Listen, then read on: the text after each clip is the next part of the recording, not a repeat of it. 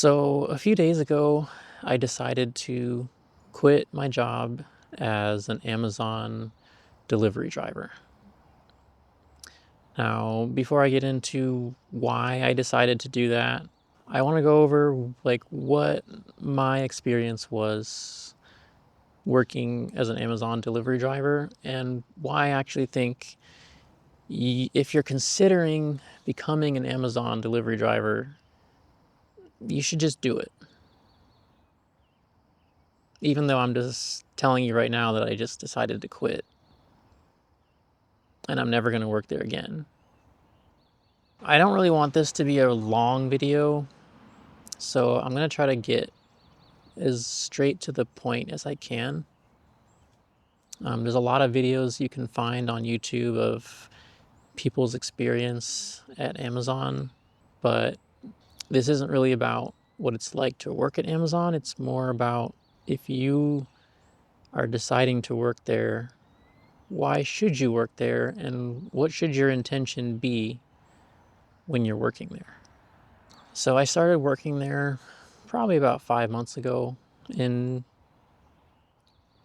it was like December, which honestly is probably a terrible time to start working at Amazon because you're going into what's called their peak season, where they deliver packages for the holiday, Christmas, and all of that. But I needed a job, I needed money, so I decided to see what it was like. And honestly, in the beginning, it was not bad. It felt like something that I would enjoy doing. The training wasn't all that great. Like, what they trained you how to do at the Amazon facility didn't really translate well to how you actually had to operate and deliver in the real world to keep up with how quickly Amazon wants you to work. If you want to know more details about like what my experience was, then maybe you can just drop a comment or something. I'll talk more about that. But what I ultimately realized while working there was that Amazon really doesn't care about their drivers. Like, they just do not care. They only care about how fast can they deliver packages and how satisfied are their customers. Now, that being said, I still enjoyed working there, and I still would recommend that you work there. But it's not a forever job. It's one of those jobs that you get, and you get it in the short term until you find something better. Or maybe you don't find something better. Maybe you decide to create something for yourself and for other people. I should probably get back to why I decided to quit ultimately. So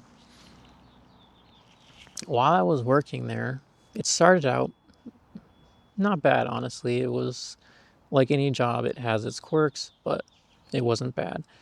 Now, over the weeks and months, I started noticing that my routes got progressively harder.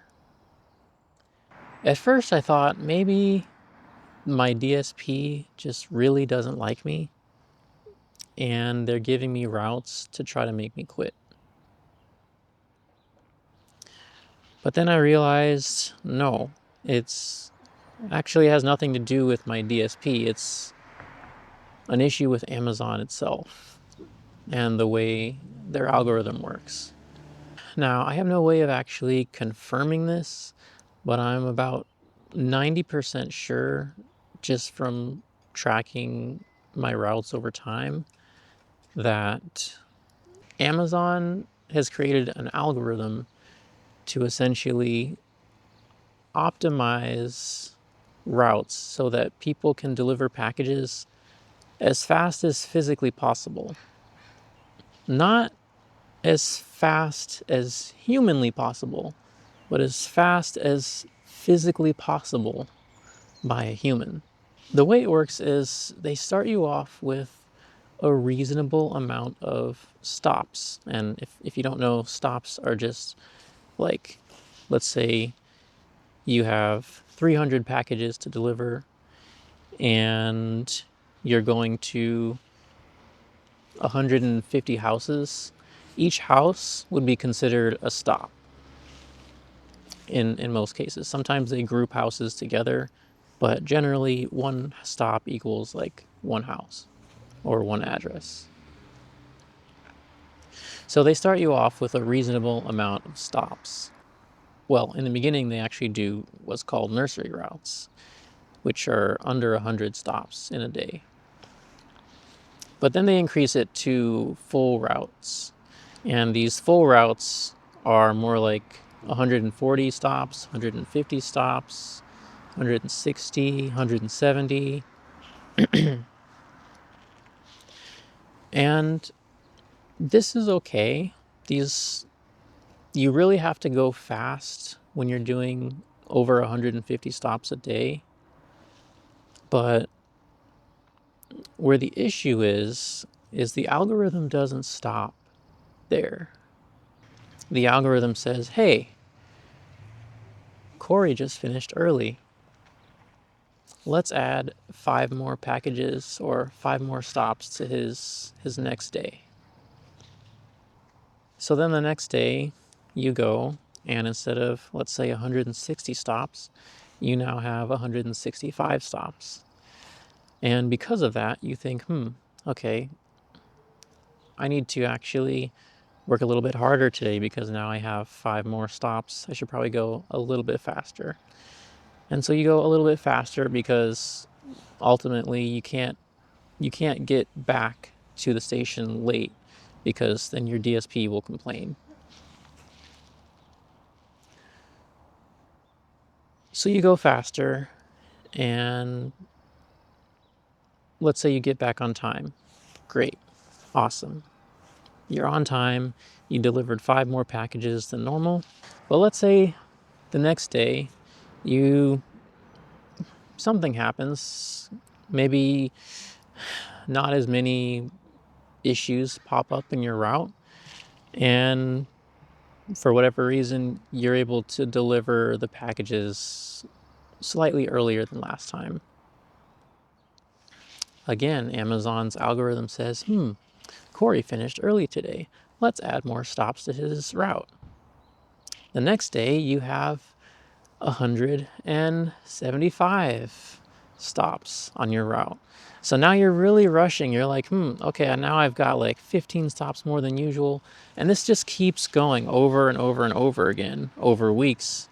And the thing is, if you actually slow down and you just say, okay, I'm not gonna play to the algorithm,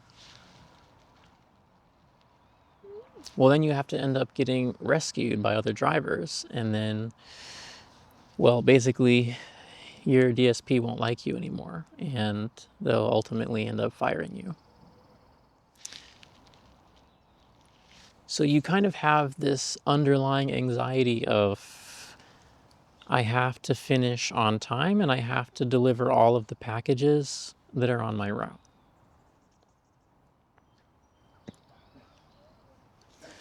So with that in mind,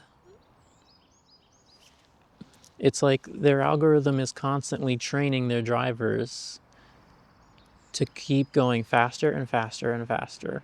So when I finally decided to quit, I wasn't doing 150 stops. I was doing more like 200 stops in a day. And I know if you've never worked at Amazon as a driver before, and you've never worked in the specific area that I'm in, you're not really going to know what the difference between 150 and 200 stops is. But trust me, it's not something that you want to do every day. It's really physically demanding and mentally demanding. Even with 3 days off, your body just doesn't have the ability to regenerate itself and not be sore before you have to go back in and keep working. Eventually, it got to the point where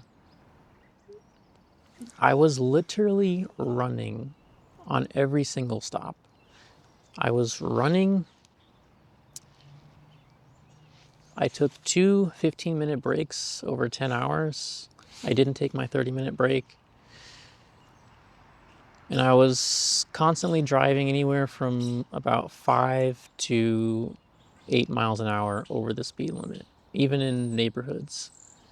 Now, still doing all of that, I was still coming back just on time, maybe a little bit ahead, maybe sometimes just a little bit behind.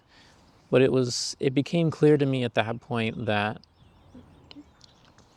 the algorithm just keeps pushing you. There's no end. And to be honest, I think Amazon should fix this. I think it's wrong to push someone to the physical limits that they have. And I think that's the main reason why they have such a high turnover rate. But I don't think they really care, because they can always just hire more drivers and it kind of just works out for them.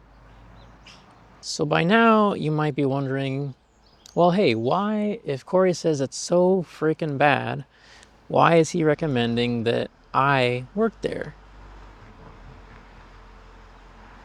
Well, it is a sucky job. There's no getting around that. But it's also really fun in the beginning. And there is one very important thing that I learned after working here. Even when you think something might be impossible for you to do, it's usually possible if you just keep working at it and you keep pushing. So overall, I feel like working here, it really built up my confidence in like what I'm actually able to accomplish if I set my mind to it. Like in the beginning, I was only doing like under 100 stops, and it felt kind of hard. Like, how am I possibly going to do more than 100 stops? That seems like it's just impossible. But because of how the algorithm works, because it just keeps slowly packing more on and more on, you just start figuring out more and more ways of how to get faster and faster. And eventually, I mean, I was at 150 stops and that just felt like nothing, like it was easy. Even at 180 stops, although it was physically hard on my body, I still knew that I could do it if I really wanted to. And the truth is, I probably could have kept working there. The reason why I decided to quit, it actually didn't have to do with Amazon at all. It had to do with me. When I joined Amazon, I felt like this was the place for me to go, because I didn't have the ability to do anything else. At least that's how I felt at the time. But after working at Amazon for about 5 months, after going through all of the different struggles of not being fast enough and figuring out how to be faster and faster, I started to realize that I could really, if there was something out there that I wanted to do, if I really wanted to do it, I could do it. And there actually was something else out there, something that I really, really, really wanted to do, that had nothing to do with working a 9-to-5 job.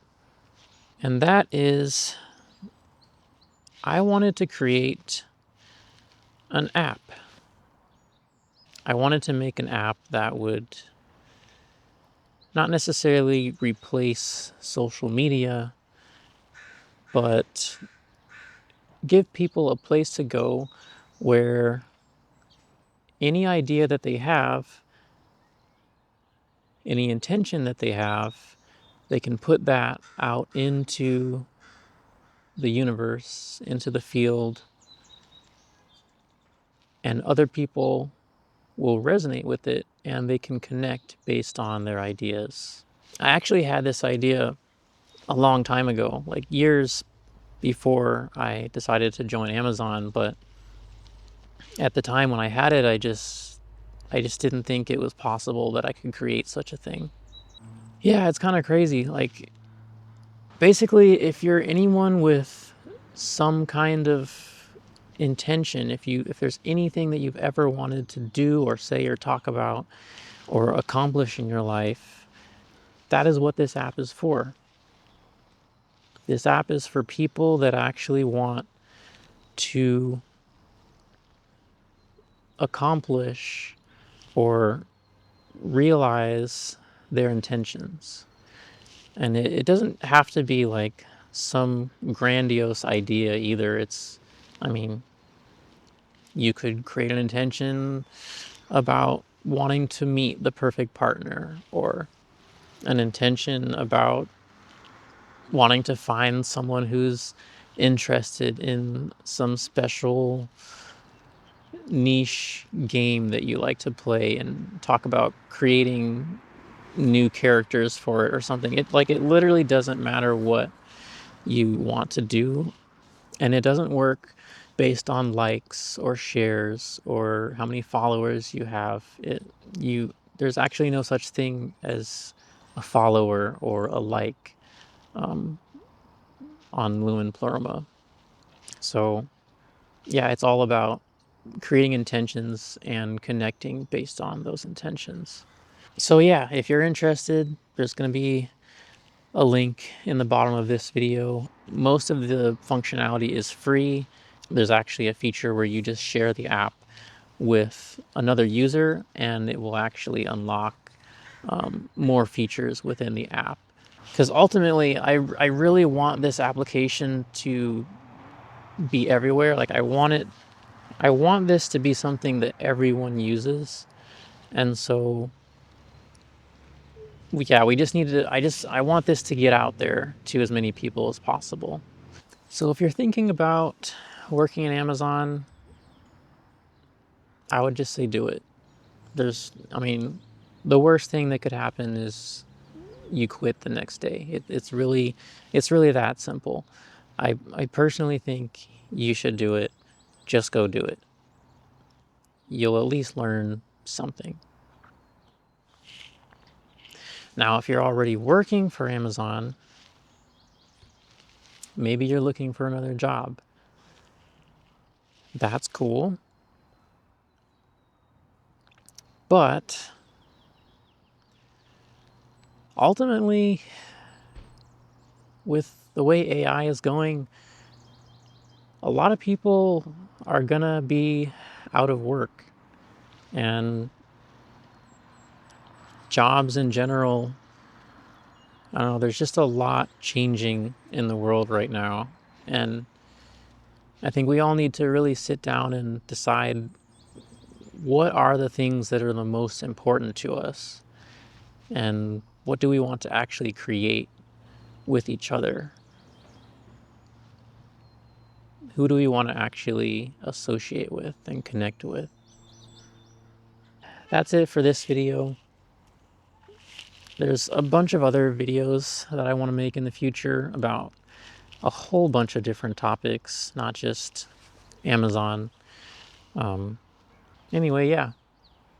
Thanks for watching.